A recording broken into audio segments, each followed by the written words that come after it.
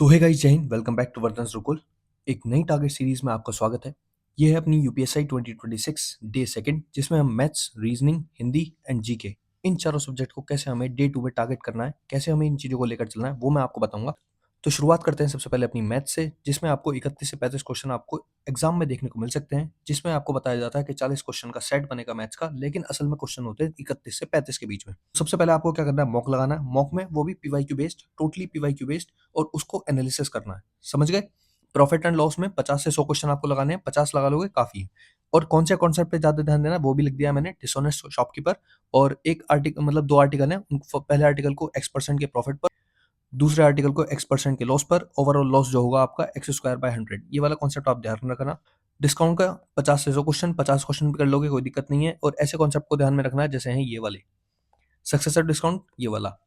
उसके बाद बात कर लेते हैं हम रीजनिंग की, जिसमें आपको मॉक लगाना है 40 क्वेश्चन बेस्ड पीवाईक्यू। ठीक है? और एक या दो मॉक आप लगा सकते हैं।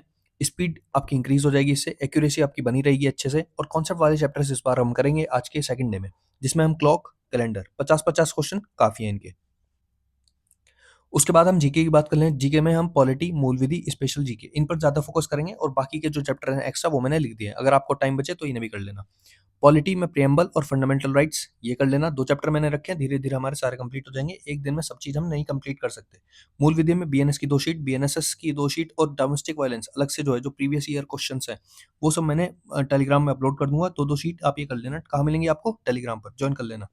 स्पेशल जीके फॉर यूपी, जैसे वाणिज्य, व्यापार और एफडीआई, कहाँ से करोगे? यूट्यूब से 20 से 30 मिनट का लेक्चर आपको देखने को मिल जाएगा, उन्हें आप वहां से जाके कंप्लीट कर सकते हैं। स्पेशल जीके की अलग से वेटेज रहती है यूपी यूपी एग्जाम में, 10 से 12 क्वेश्चन आपको देखने को मिल सकते हैं। अब बात करते हैं हम हिंदी की। हिंदी में आपको ग्रामर, शब्दार्थ और साहित्य करना है। साहित्य की 5 सीट मैंने टेलीग्राम पर अपलोड कर दी है ऑलरेडी, उन्हें जाके पहले कंप्लीट कर लो। बाकी के जो अपने बाद में जो टारगेट्स हैं, टोटल 17 शीट्स हैं, वो आपको धीरे धीरे मैं याद करवा दूंगा।